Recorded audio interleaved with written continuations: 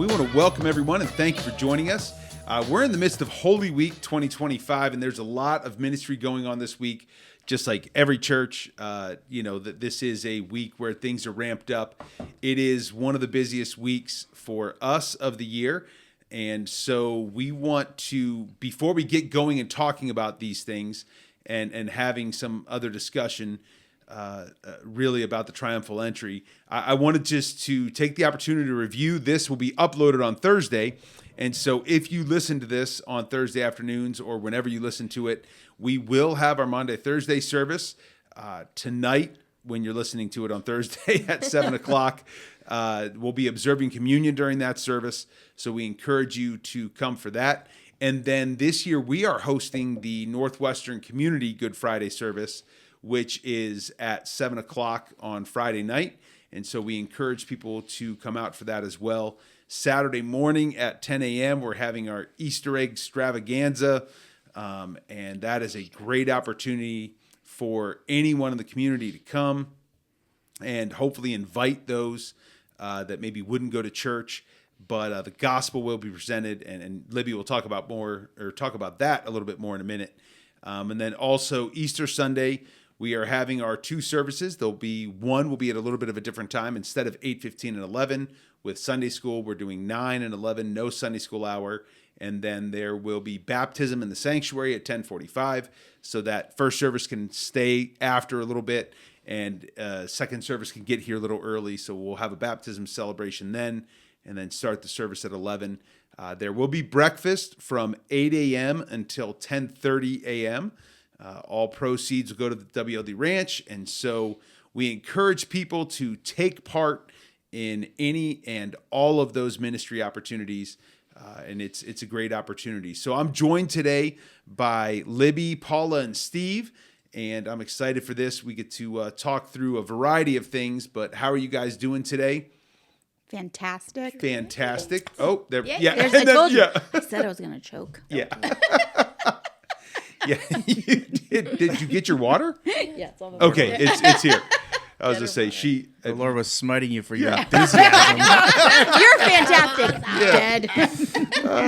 You should not be enthusiastic right now. No. Well, it's a good morning. The sunshine is out. Yes, come on. But it was cold, shush. Yeah, it was raining on me when I got into my car to come here this morning. But at least we have some sun. It's not warm at all. Deceiving sun, but yeah, hopefully if it can stay dry today, because I do have a track meet later on this afternoon, and so that would be really nice if I'm not getting soaked. Yeah, it's a Northwestern Senior Track Night. Oh, is it? Nice. Are you going to it? Yeah. I hope to. Hopefully, it won't blow away. It's really gusty out Yeah, there. it is. It is windy. But yeah, 3:30. Who are they against? I have no clue. I'm not sure. So they've already done Girard. They've already done Fairview. We're against Iroquois. It's Mercier's Prep. So, okay, yeah, I was going to say, that's right. It's either going to be Mercier's Prep or Northeast. Yep. So, yeah. Too bad it wasn't Northeast. I mean, Mercier's Prep, that'll be more competitive. I have no clue top to bottom how Northeast is, but they have the returning state champ in the 100-meter hurdles for girls. Dang. She was a sophomore last year, and she won it. Holy cow. She awesome. is amazing. Yeah. She's a lot of fun to watch. But, yeah, so that'll be nice. So you'll be outside, so I'm hoping for clear skies for you as well. Yeah, definitely. It'd be and nice for all the stay somewhat warm there. But. Will you be working on the house and then run over real quick? Well, it's at 3:30, so I'll probably do that. Then I'll be then at the house till go to the house. Yeah, and work on stuff. Yeah, late nights.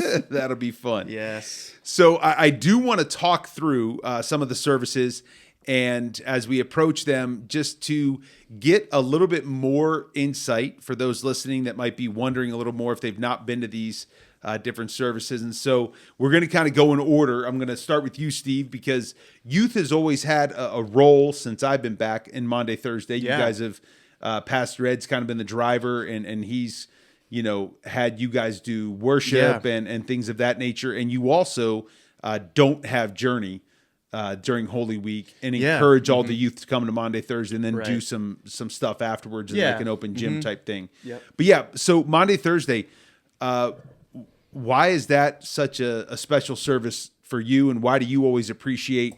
Maybe you didn't have a choice to be a part of it, but why do you appreciate I definitely did. being a part of it? I don't think there's not a lot of churches in the area that still have a Maundy, Thursday service, and it really is, celebrating the Last Supper, where Jesus institutes communion with his disciples. And I don't remember going to it growing up, to be honest with you. I don't either. So it was something actually as a young adult when I was doing young adult ministry, and I can't remember the circumstances, but some of us showed up to the Maundy, Thursday service, and I really liked it because it was very informal. Yeah. Kind of like it was laid back. I mean, the fact is we weren't really dressed for a service when we came. And I remember Ben Adams, I think, was wearing like a cutoff shirt. Like the Adams, like he obviously had no sleeves. Way too cut off shirt. And it was like, what, Yeah, like less than a tank top. But anyways, we won't go in. I don't know why I remember that, but it was like, but it didn't matter, and I just loved it. Was just a night of like solid worshiping the Lord, and then a short message and shared with the communion. And I was like, man, I really like this service. And I think maybe it was instituted because there was a combined Good Friday service. So the feds, I'm not sure. We'd have to ask Pastor Ed kind of where it got instituted. So when a youth group, we were doing we would either take Wednesday off of Easter week and not have anything, or we'd have Wednesday and then I'd want to be here on Thursday for the service. So I think just one year we just decided, hey, students, we're just going to shift, and you can come to this service and hang out before and hang out after. And so that's kind of where it started. And then the youth band started to lead worship more. Yeah. When the ensemble came back, we would share a song with the ensemble. And then Pastor Ed would prepare for the past few years some sort of like dramatic monologue from different characters during that evening, or even towards the cross. So it's been a really good service. Youth, a lot of youth involvement throughout the years, and so. I mean, shoot, even one year we had so many people, we ran out of communion, elements, because there was just a lot of people here. And I think it's a really special night. So I've definitely come to enjoy it. Oddly enough, more so than the Good Friday service. Oddly enough, it's just become, a special service. So and I think I appreciate even our Celebrate Recovery program. We don't have Celebrate Recovery that night. They meet a little bit afterwards just to touch base on some things, but they always come up and are part of the service. And I know this year I'm a little, I'm excited that I get to do the message and have your nephew Joel, and we got to talk through that and have his testimony at the beginning of it. And I think there is an element of solemnness, but also the anticipation of celebration because we take part in communion. And I really appreciate it.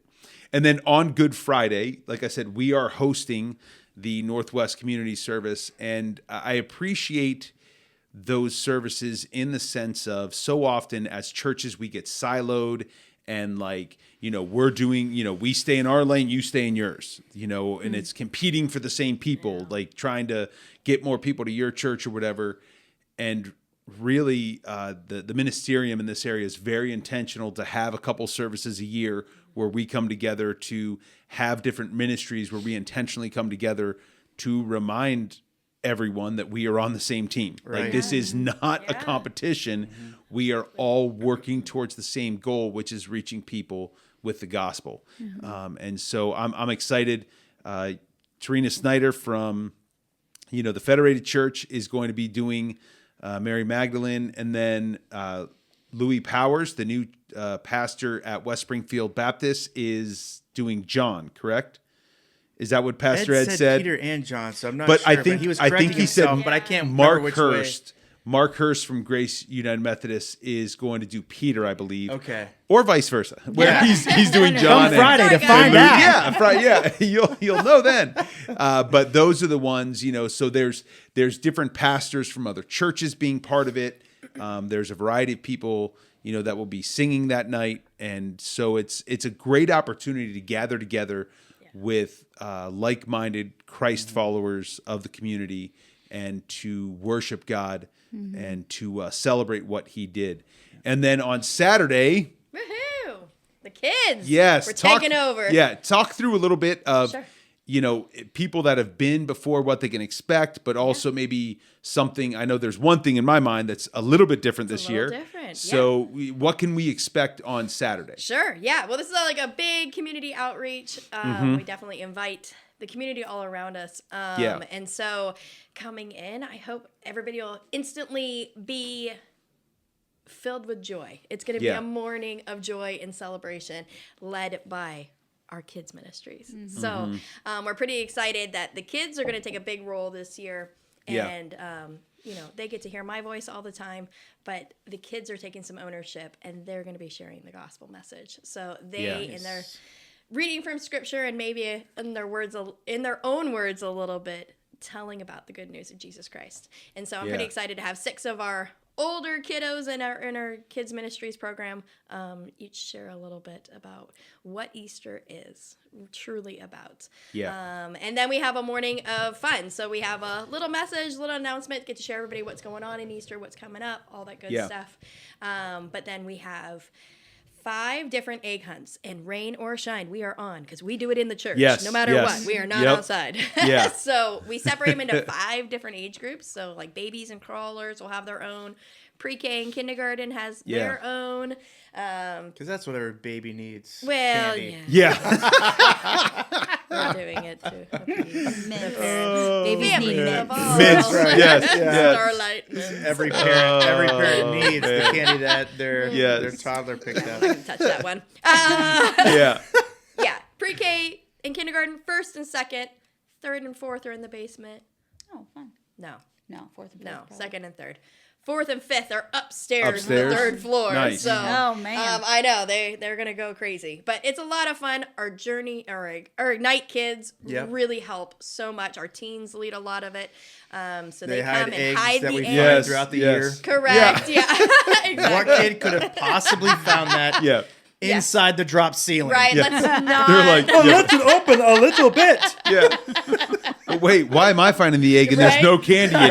That's why they hide it so well. Well, they go back, you get the mentioned candy Joel, later on. But while we Poor were stuffing, Joel. Joel was told that he could not stuff eggs this year because the amount of candy he ate the previous year. Yeah. But I saved the day with some candy that I had in my office, so I said, Joel, eat this candy. This is your As bag. you stuff eggs. This candy, leave Libby's candy alone. I felt a little bit bad calling them out, but not really. So Even it's though okay. you Joel loves did it. offer them the butterscotch that was They can have donated. butterscotch. So if you donated the butterscotch, we Or the thank mints. you for helping out Joel. The teens. Yeah. Joel ate the butterscotch.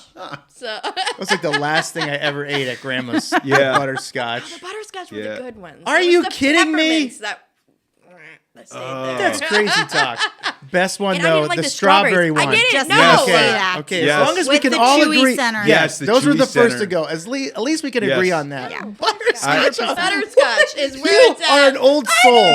You're like born a grandma. I'm Have you just met my saying. kids? You were born a grandma. I just love butterscotch. Butterscotch and crochet. Thank you very much. Oh, my mom, she crochets too. Yeah. Emery's I'm learning embracing how it. to do some of that I because know. Crocheting is coming back. Amelia. It is Yeah. hot. Come Big on. time. Luke and Liz's daughter Amelia, Yeah. she does a bunch of that stuff, and pretty so cool. now It's Good for Emery's the doing brain. it. We're And using our hands. yeah, That's so right. Grandma like Bell loves it, coordination. and It's like the she's showing love Sudoku it. of it's a Sudoku of the craft world. I know. You know, get your brain moving. Yeah, I'm putting it out there. We're going to be having a class coming up because there's for so real? many young kids that want to learn. There's so many teens that want to learn. Twyla and Or Sydney. I'm going to throw her name out pastors there. And that I like are to going to learn. teach a class. That's so cool. It's going to be fun. Yeah. Wow. Anyways, back to the egg Fun, hunt. yeah, fun Yeah, that is was a fun is rabbit relative, trail. but That was a rabbit trail. Yeah, so we have 5 egg hunts. So they'll do that, and then they all come back to the gym, and we're going to have our big bouncy house out, which we haven't Yes. had out in like 6 months. So yeah, it's it'll be coming good back. to get it out. What's The in there? teens run. I Yeah, know. what's in there? What was running. left in there? Yeah. That's the question.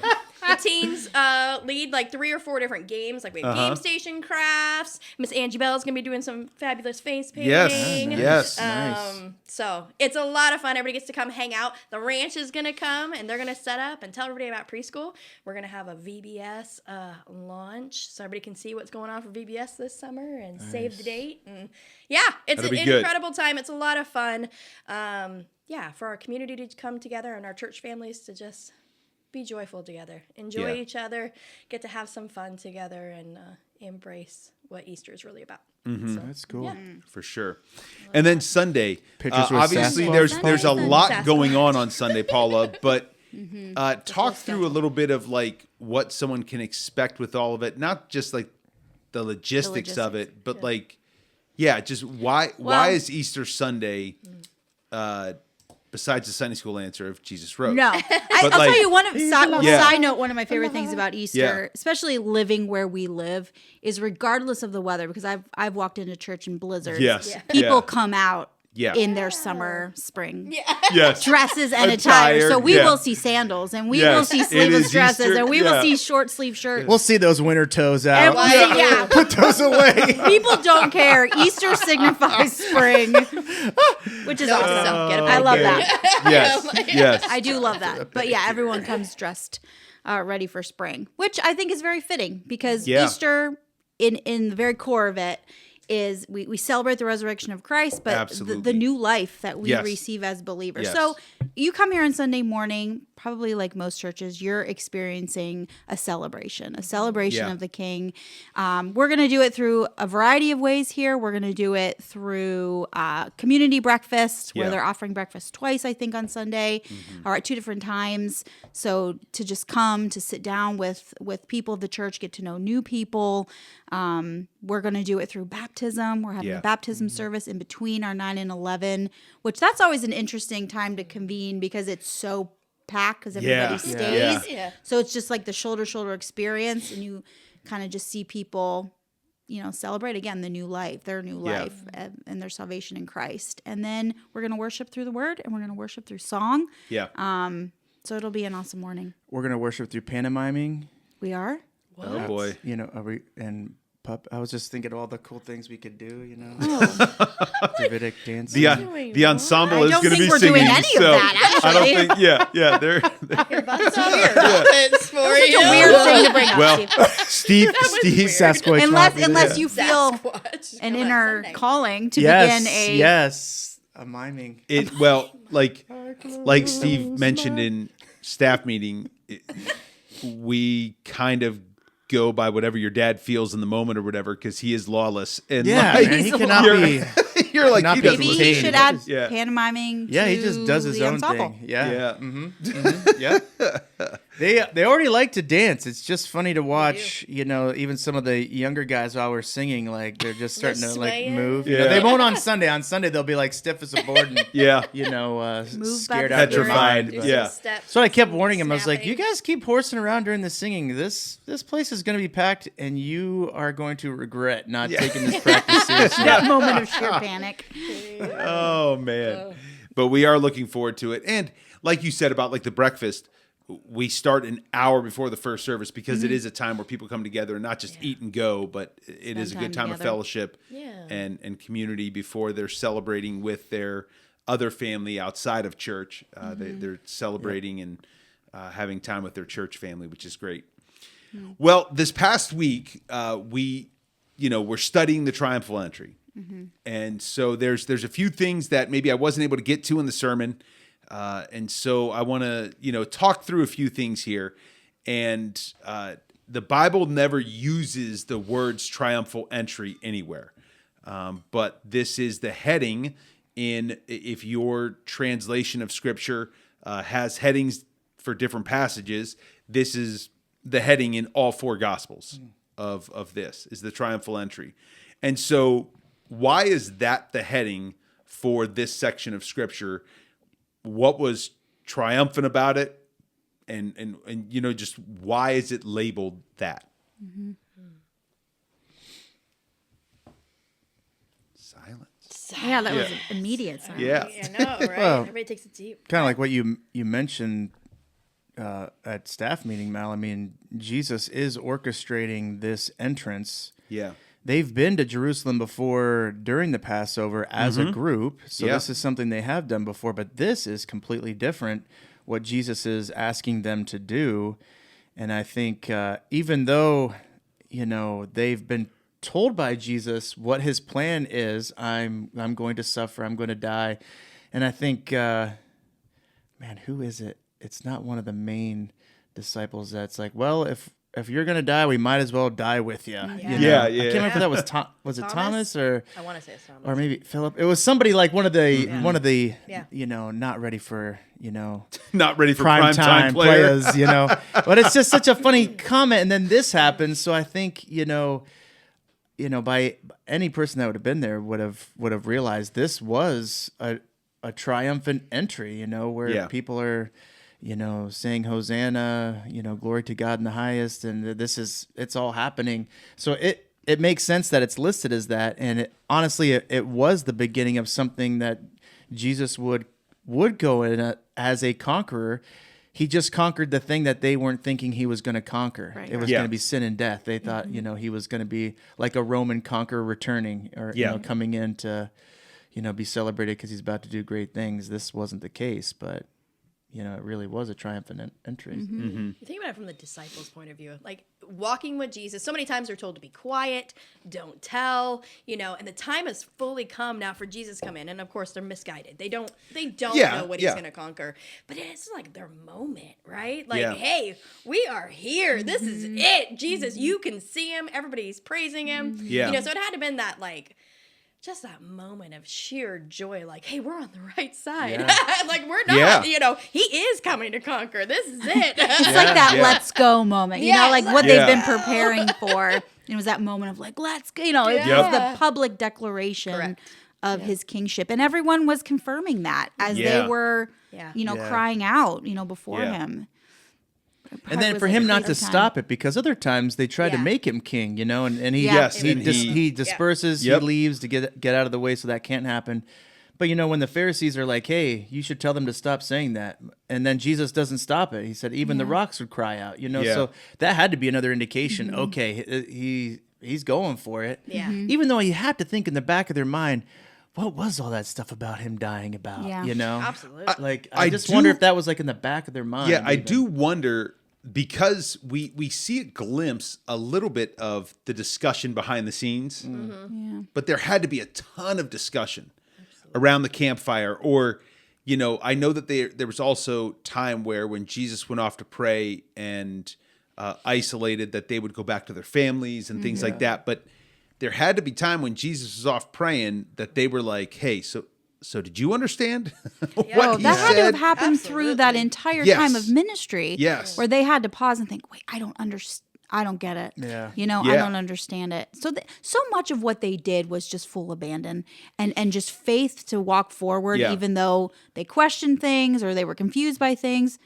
Still, they just walked. They walked with him. Yeah, and even at the Last Supper, they're still arguing who's the know. greatest. So, really, They do not if it get was in the back of their mind, it was in the deep back. Because they're still arguing, and I think they were arguing because they honestly still thought Jesus was going to be set up as king, and they wanted to know who was going to be the the right hand man. For sure, for sure. And we'll talk about this a little bit later, but. Or maybe we'll jump into it now. Like, really, I can sit here and throw stones all day, but my glass house is so thin. 100%. Like, I'd be going for it it's too. but like they were being in told. In your But I know. Yeah, remember what you said? Yeah, I know. We are overthrowing you and you and but you. I'm in charge. You're going down, Yep. You questioning now? And so there was so much of that, and so intentionally, Jesus called like a motley crew, like a bunch of ragamuffins. And so all the more like, oh my gosh, this is our chance. And so even when they were still fully devoted to Christ, when the crowds walked away and Jesus asked, hey, they say you're this, who do you say I am? And well, you're the Messiah. Like, and then will even you leave me now? Well, no, we have nowhere else to go. They knew like, you're it. Yeah. So at the heart of it, they had a faith that was tremendous. But in their humanness, they were also looking for, this is what the Messiah was going to do. It was going to overthrow the government and free us, as a people. And we get a front row seat. and we get to be his like round table, you know. Yeah. Like I know King Arthur wasn't, you know, anything, but like, but we get to be the inner court, like we get to be the ones, you know, and just that entry, you know, and I talked about it some Sunday, just to think through, like as everything was going crazy, they were the ones walking with them. Mm-hmm. You know, I'm a huge golf fan, and last Sunday was the Masters, and you know, it's a big deal. Yeah, it is. It is a big deal. Go Rory. Yes, and Is that the first time he's won? it's the first time he's won the Masters, but he became the first European-born player and only the 6th player in history to have what they call the career Grand Slam. Yeah. Okay. So all 4 majors, he's won all 4 majors in his career, and so it was massive, you know. And he's Because he's from England. Right? Ireland. Ireland. Oh Yeah. Ireland. So Ireland. Hollywood, McElroy. Hollywood, Ireland, McElroy. which is Hollywood, yeah, Ireland? Hollywood, Ireland, which is ironic. yeah. That's interesting. But that is interesting. yeah, so like my thought was just, you know, a very loose interpretation, but like, so like the golfers' caddies. Mm-hmm. So as they're going down the fairways, they're screaming and yelling and cheering and all this stuff. And like the caddies get to go along and like, I'm the right hand man. I'm the one that's like helping them out, even though they didn't hit a single golf ball all day. You know, like that putter for you. Celebrating so it like just the as disciples, now Jesus did send the disciples out. Like they did ministry. Yeah. But it really, they were tagging along on Jesus' coattails the whole time. Yeah. But still to have that thought process of this, like you guys said, this is our time. Yeah. And it was triumphant, even though their celebration was misplaced and misguided. It still was a celebration that was orchestrated and put into play by God. Mm-hmm. You know, everything was initiated by God. And we see that. We will come back to it later. As far as like when in our lives we've been, you know, we've just, we thought God was going another direction, but that was just our thoughts, you know. Mm-hmm. But we see as Jesus enters, he enters and uses a donkey, an unridden colt donkey. Luke 19:30 says, "Go into the village in front of you, where on entering you will find a colt tied, on which no one has ever sat. Untie it and bring it to me." And then in Matthew, we see established that it was a donkey and a colt. You know, so it was a young donkey colt. And also in Matthew, it says in 21:2, he says, saying to them, "Go into the village in front of you, and immediately you will find a donkey tied and a colt with her. Untie them and bring them to me." Mm-hmm. And so why do you think, and sometimes I forget this picture, and I didn't even really emphasize it on Sunday, but why do you think like Jesus was on the colt and then there was another donkey being led right next to the colt? I read that some feel that there's significance and symbolism there because the donkey represented the Old Testament and the colt represented the New, or the donkey represented the Jews and the colt represented the Gentiles. So Jesus rode in on the colt to kind of signify this new way that he was bringing forward. I thought that was kind of interesting. So I never thought about that. Yeah, before. I don't know that I've seen that. That's there's definitely some thoughts there. Yeah. Any other thoughts of why both? And really, the thing that comes to my mind is a practical reason. I alluded to how did this even work anyways? Because when you sit on a horse or a donkey for the first time, you usually don't sit very long. You know, you get bucked off. You get, you know, the donkey was a standby in case the colt bucked him up. Mama was keeping baby calm, and that's so you what can you can go a side by side because a colt will follow their mom and do what they do. Yeah. So, I know nothing about So no, but that's like what a lot of people process. If you still have the mother and you can keep that colt next to it, then they will follow. They will be calm and do what the mom does.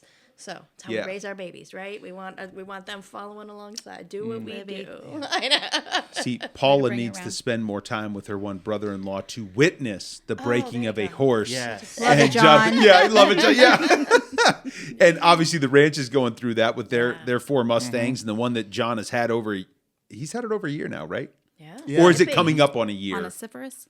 Yeah. It's over Quite a year. a while, yeah. Yeah. And so that whole process and how long it takes before you even attempt to get on its back, you know. Jesus commanded that. Yeah. cult to sit Yeah. still. I was gonna say Also, he didn't need a donkey. You're not even supposed to could've ride been- horses till like they're 2, right? Is Yes. that? Yeah. Yeah, but I don't even know when they go from being a I know colt. when they say and- colt, like how How old no, was how yeah. old was I don't it? know. I know I thought about that. And so it might have been that it was just of age and not they just hadn't started the process of breaking it yet.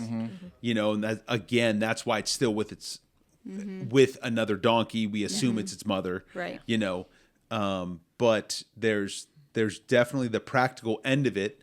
I think there was an element of Jesus as the creator of all things calming this colt. He You has know, like authority. the miraculous of like, hey, you're going to chill now. You're going to take me through. I don't really think he needed a backup. Yeah, probably not. It's like, But there you was control the wind. yeah, I know.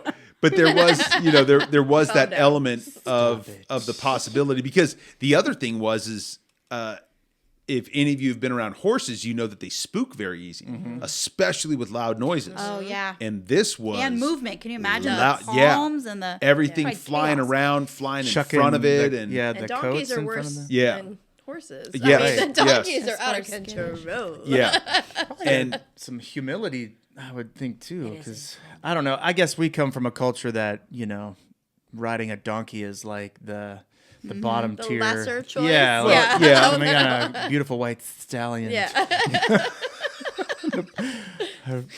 Stallion Well, for you. wasn't That's that Napoleon that's the Dynamite. whole Remember? point, because Yeah. I think they Humble wanted entrance. He wanted came in the Yeah. military entrance. They wanted, you know, Yeah. whoever was going to save them from Roman oppression was supposed to come in with the army, and here Yeah. he comes in on this donkey. That's Still what's cheering the him on. dichotomy of it all. Yeah. Yeah. And but there's also cultural significance that I Yeah. talked about on Sunday. Like, he didn't come in on the white stallion. Yeah. But coming in on a donkey, what significance did that bring? Like, that signified what? Oh, shoot. I don't know.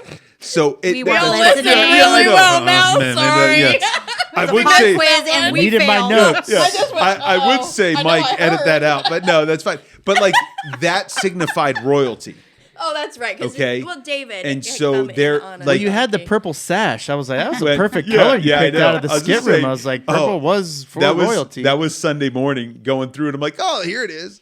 There Nice. weren't a ton of options, but it was great. It was that, good you it found was purple because I was Yeah. like, purple is? Yep, that for would be the royalty. color. Yeah. But the royalty would ride in right. on a colt donkey traditionally, because the stallion would be held sometimes for a king, but really that would be held for the victorious, like, warrior, the leader of the army, Commander. Yeah. the one that was on the battlefield doing the fighting. Yeah. And so there was a lot of times the significance was the royalty would ride in on the colt donkey. Or there was, and I didn't have time to get into this, and I forget the Greek term for it, that it was not necessarily uncommon for especially a rabbi to go up to someone, or the rabbi's servant to go up to someone in the community and say, my rabbi needs your donkey for a ride, and I will bring it back right when he's done. You know, so like there was, you can't trust a rabbi. Who can you Yeah. trust? With the normal. Yeah, that was a. but like that was not out of the ordinary. Yeah. But yeah, so the significance of riding the colt donkey was definitely of announcing his royalty as the Prince of Peace. There was also a humble part, but also it pointed back to Zechariah 9:9. Yeah. And so fulfilling the messianic prophecy of, you know, this is what was written, you know, and this is what was said. So he was bound by that prophecy that he was going to ride in on a donkey. And so that is, you know, a lot of those things that were involved in that, which was neat. So the disciples, we talked about this a little bit, but they really had to be amped up. As the crowd was yelling, Hosanna to the Son of David, blessed is he who comes in the name of the Lord, Hosanna in the highest. This had to be something. And I mean, not everybody gets as amped up when they're shouting and things like that. Some people, they don't like it. But even Sunday morning when I had the congregation say that, and then I said, no, like, yell it this time. like even that audible response of hearing it once and then one more time, there's just this there's a build there. And so this was a growing crowd, a large crowd that was doing this. And so this had to be just a swelling for the disciples. The Hebrew word that corresponds with Hosanna means to save or deliver. And so they were shouting and deeming him as their savior and deliverer. And we talked about this a little bit, but the crowd was yelling for Jesus because they thought he was going to deliver them from what? The Roman oppression. Yeah. That he was going to provide freedom, and he was going to deliver them from oppression, and he was going to deliver them from the rule over their life. And the answer to that was yes, he was. But just not the rule of the Romans over their life, not the oppression of the Romans over their life, and not freedom from that oppression, but the bondage of sin. Right. And just how crucial that was. Talk through how they were blinded and they thought what they were envisioning was the greatest deliverance they could have had, but really Jesus' plan was significantly better. Yeah, I think that's the comparison between our human agendas or the things that we think should be done, when it should be done, how it should be done, and we forget that God's plans are so much greater, and they're not in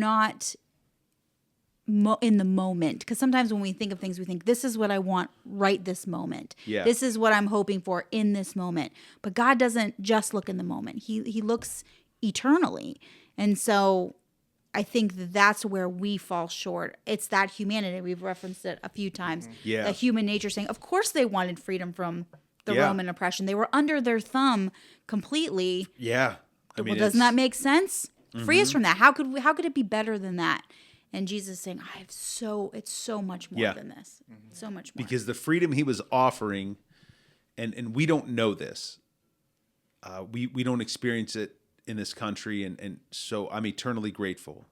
But the freedom he was offering was a freedom that would transcend no matter who was over rule of you. Right. And no matter what your situation was. And obviously we experience suffering in this country, and we experience hard times and things like that. We just don't have or you could look at the government that we have, and they do have government rule. But anyways, it's not like this situation where someone has come in and taken over. Right. But the freedom he was going to offer them would transcend all of that. And so often we just get nearsighted because not only does he have the eternal view this way, but he's got that 30,000 foot view, so to speak, of how it affects all. Not just you until eternity, but everyone until eternity. And I think that is crucial for us to remember as we approach and celebrate. We talked about it a little bit, the fact that, if from one point of view, the disciples were really stinking dense, like in all honesty, because, again, like the transfiguration in my study, that was one of the verses that came up. And I'd forgotten that after the transfiguration, like it was said to them again, hey, it wasn't just don't talk about this. It was don't talk about this until I have risen from the dead. I missed it. Okay. Like what, So why do you think, like, if you put yourself in the disciples' shoes, why did they miss what Jesus was talking about and what he was about to do throughout this entire time? This is something they can't even grasp. No. I mean, they really, in our humanness, our minds are so literal and minute. Like we can only understand so little. With our own circumstances and our own upbringings, and we each have our own filter and our perspective of how we view things around us. They just didn't get it. They just missed the boat. How often do I? You know, like I read scripture and I think about, oh, this is affecting only me. You know, how does this fit into my life? Not that, broader perspective. So, I think the older I get, the less I judge. The less I judge the disciples or, people in scripture. I'm like, what have I thought? You can't even understand how they've never seen this. We have this perspective of Jesus where we know, we have the whole story. But they had not seen, they don't know Jesus is coming back, so in their very small perspective, they just didn't get it. How on earth could he raise himself from the dead and conquer death? Yeah. And they just missed it. Yeah. And in all fairness, why would he have to? I think for them, that's the tough part. Like, hey, we believe you're the Messiah. You're the Son of God. They had to start having the concept that you are God. I mean, that's what he was crucified for. And he said as much when he did healings. Mm-hmm. But you still, I think I wouldn't have had my mind wrapped around, okay, God, you have to sacrifice yourself for my sins. That even though the whole sacrificial system was leading to Jesus, that still wouldn't have been on my mind. I would think, God, you're here. That's enough. Let's do this thing. Like, he's God, he's all powerful. He can just abolish it. Right. Yeah. Like he can, he could set aside, it's very easy to think about that there didn't have to be that payment for all sins. Yeah. And everybody feels like the time they're living in, these are the times, you know what I'm saying? So for them, I'm sure they were thinking like, hey, this has got to be it. This has got to be the end of whatever was before this. And now we're at the end.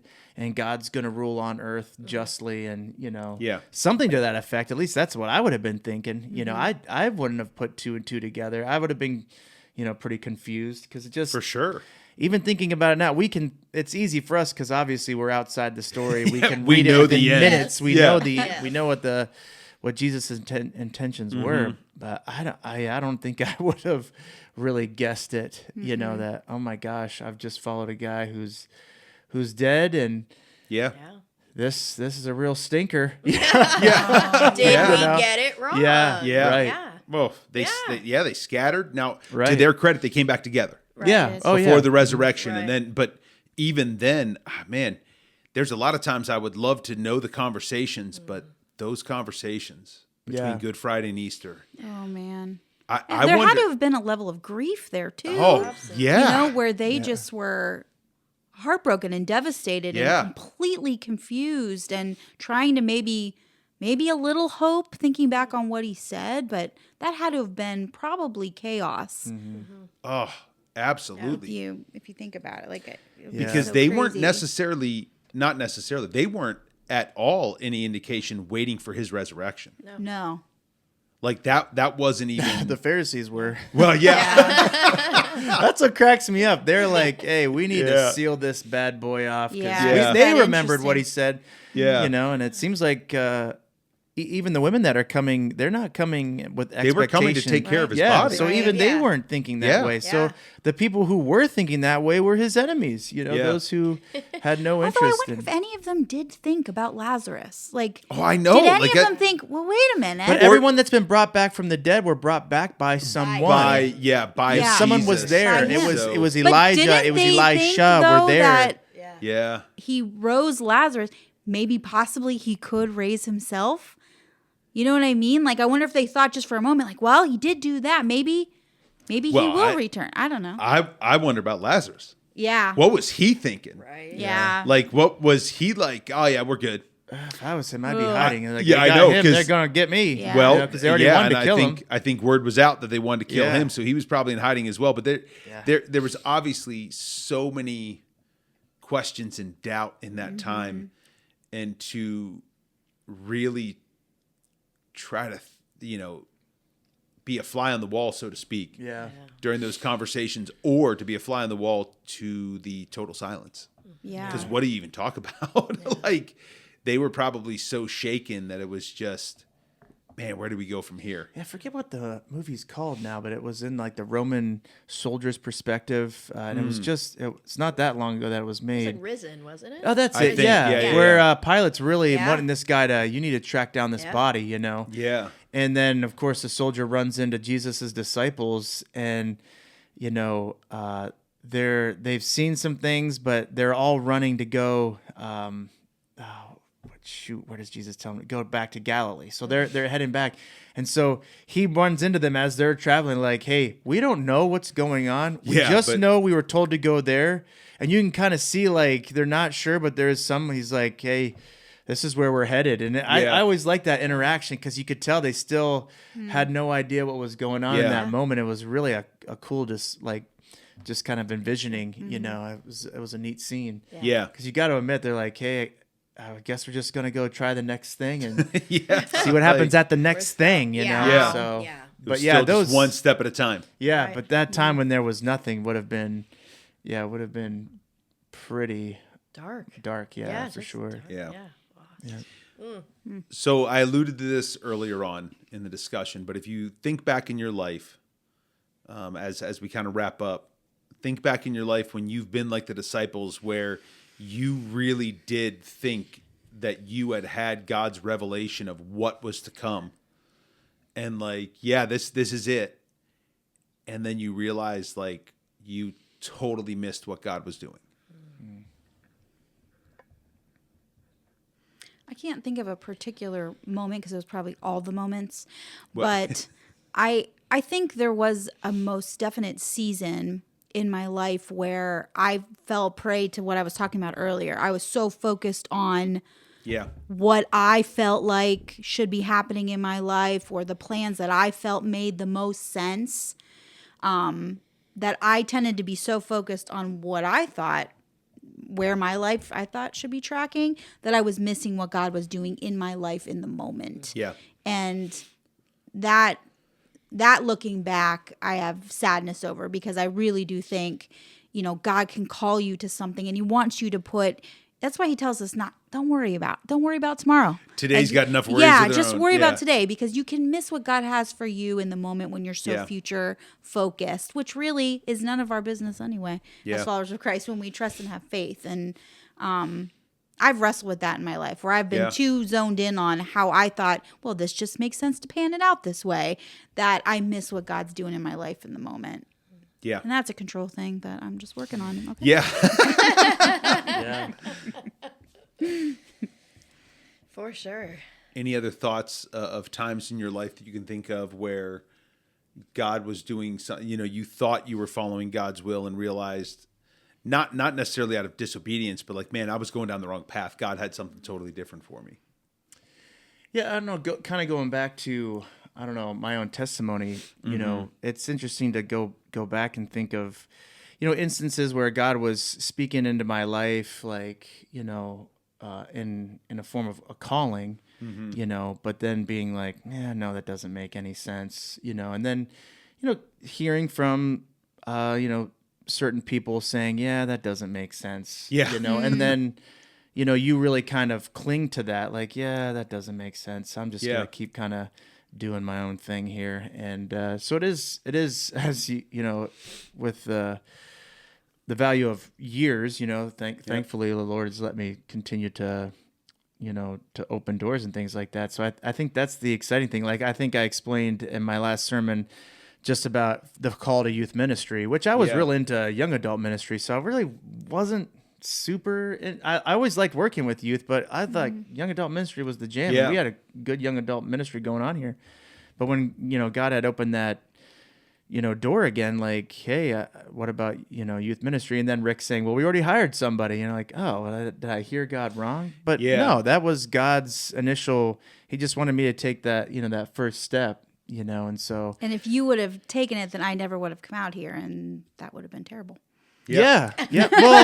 Well, no, the funny thing is that position, it was well known that it was an open opportunity, but I never jumped at it. They did bring some other couple in, and I remember being like, this is not the dude.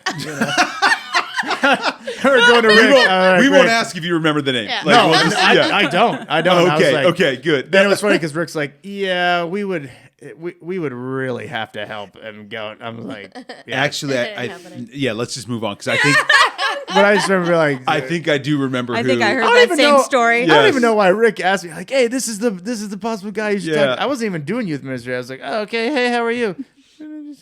Yeah, What? yeah, He wouldn't even talk. I was like, Yeah. oh, this is not a good combination. Yeah. You know, but yeah, then it was just interesting. Like I had no clue who Paula was, you know, we're this gal from Grace, you know, I was like, I don't know, this Yeah. girl from Grace, you know, but I want to help the youth. So I was like, hey, I'm Yeah. in, you know, so that was cool to see how God worked through that. And that gave me time, honestly. That was God maturing my own life, and you know. preparing you. Yeah, Right, that I think was invaluable. So sometimes I don't think we appreciate that aspect of it, that God is working towards something.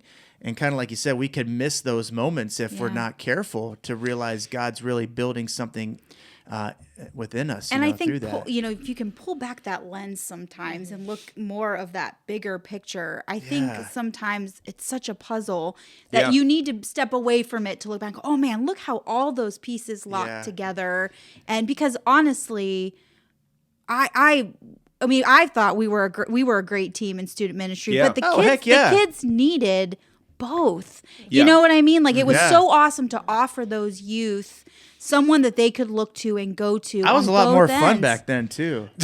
Because the buck stopped with Paula, so I was like, I can be That's a complete, true, that's I can true. be a complete Awesome. goofball. yeah. I could just And you pass were. everything Yeah, her and way. then, Yeah. you know, when And you Paula were. Paula needed me, she's like, "Come on, Steve, we gotta do Yeah. some discipline." I'm like, yeah, let's do some discipline. No, you were useless. And no. then I would go and I'd be like, I'm No. like, okay, well, just don't do it again. No. Paula's like, no, not just do it again. They're out for a week. Yeah, they're out for a week. Yeah. Tell me where we're It going. was I don't know what to do here. No, it was the classic good cop, bad Yeah. cop. Yeah. And I actually Yeah. was a juvenile probation officer. I know. So I was That's the like, worst part. yeah, you're just going to promise never do this again. No, they're out for a whole month, Steve. Oh, well, that's okay. That's where we're going. That is Lord. that is Yeah, great. it was an interesting combo for sure. It really was. But I'm also reminded in that of God's call, and we see this in Scripture so much, like with Abraham and David, and you know, a ton of situations. God's calling doesn't always mean it's going to happen now, Oh, yeah. and if we rush the timing, we're not following in His will. Yeah, and not And enjoying we where he often has do. you. Yes, You know. we do. Yeah. Yeah, I think of The Office where Andy's saying at the end of the series, he's like, you know, when I was in those times, all I could think about was like being somewhere else. You know, it'd be really nice if someone could tell you that these are the good times so you Yeah. can enjoy them. Yeah. Oh, And that that's was so like super true. profound because I find myself leaning that way too, where it's just like I'm just wanting to get to the next thing, Yep. or if I Yeah. can just get past this and not really enjoying where God has you in that moment. And hey, some seasons are really, really difficult. Yes, But yeah, those are fortunately those are the seasons where God does something the most in us. For and sure. though we wouldn't wish them upon ourselves, I think God in his infinite wisdom allows these things to happen because of the growth that's going to happen. yeah. So And I mean that was one of the things, you know, looking back in the moment, there was no joy in, you know, when things ended at Grace, and I was like, now what, God? You know, and I had zero vision of what was to come, you know, and then obviously now 4+ years later, I can look back and see, conceptually, I knew He was ordering my steps. Yeah. But I would lie if I didn't say, "Hey, you might have missed a couple here." Yeah. You know, like Yeah. this couldn't have been what the Practically, plan this was. does Yeah. not And there's Yeah. also other circumstances of the world that He allows to happen where your steps get ordered because of, you know, just decisions made by people. You know, Right, yeah. now God is allowing that to happen in all cases, or He is orchestrating it to happen. You know, but I think that was, you know, when I was thinking of this, that was something that I just, in the moment, I was like, this can't be what the plan is. Right. You know, and it was also a tremendous time of growth, Yeah. you know, and having that ability. Haven't you ever walked through something hard, like really hard, and when you do come out the other end and you realize how much you've changed and what God did with you and in you and through you through that season that you would say, I would walk it again to get to where I am now. Yeah. Like I would do that again if it meant that I could be here. Yeah. You know? And seeing the work, like you said, the work that God did in you, and then it's like, okay, I get it. Yeah. Thank you for a little bit of that perspective. Yeah. And then the next time I usually forget lose the again. perspective, and have to relearn. Yeah, that's what instantly came to mind, and I know it's something I've talked about before, but, early married years, we had baby 1 and 2, and then number 3 we lost. Yeah. And it was extremely traumatic in my own life, but it brought me to my knees. Yeah. And it was a moment where I had to decide here and now, who am I going to serve? And so I cried out to Jesus in that, and would I walk that again? I mean, I had to again, but because of great depth and loss, we can get stuck in that just misery and depression. But Jesus uses all things for our good, His glory. And outside of myself, several years down the line now, I can look back and say, that is what brought my husband to Christ as well. And we had to. It wasn't just about me. For sure. It was about him. And he was, able to come to know Jesus through that loss and through and so we have to work hard things, and we don't get it, in our perspective, and we don't get it in the moment. It took a lot longer walking down that path, but he uses those hard things we don't understand to bring us to himself, and that is worth it. It's worth it to walk the hard. Yeah, I actually use this analogy for the opening of my sermon in Japan. We are afforded the view of the back of, what is it called? Like whatever. Now I'm blanking. The cross stitching or whatever, like the tapestry. And Corey so Ten Boom's famous, we get the opportunity to see the back of it, and really, he's the artist that's orchestrating the front and seeing what everything. And sometimes he graciously gives us a glimpse of this is what is happening. I know the back looks like a complete train wreck. But this is what is taking place. Yep. This is what I'm doing. And so it is good to have that opportunity. And I think one of the things, and really to wrap up, is being aware to still be in the moment. Yeah. And to be where God has you, to be joyful, to celebrate whatever stage of life God has you in, not be so quick to move forward. But the reality is one of my mentors, Conrad, reminds me of this all the time, and I always screw it up. But too soon old, too late smart. And so we get old real quick, and we get smart later in life, and so. But the reality of experience is what is going to bring us through, and to really be in the moment to understand what God is trying to teach us. Well, thank you guys for the discussion. And thank you everyone for joining us this week. I do want to encourage you to be in the moment as this week goes on, and to let yourself sit in the solemnness of Thursday and Friday. But man, to be joyous and celebrating his resurrection. And just really what our faith is based on, and why we have the opportunity to be reconciled to the Father and have a relationship with Him. Thank you for joining us on the Federated Squared Circle, Wrestling with God's Word. We'll see you next episode.